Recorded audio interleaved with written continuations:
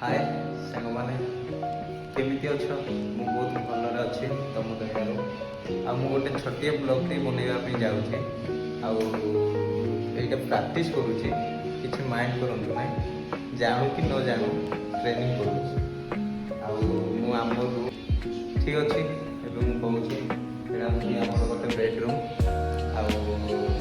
आईटा भी गोटे आमर बेडरूम अच्छी रास्ता अच्छी यहाँ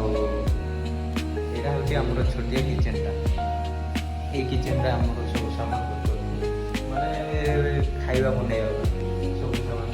ग्राइंडर आमर फामर आलू फालू चावल सब किसी अच्छी आईटा आम गोटे छोटिया फ्रिज अच्छी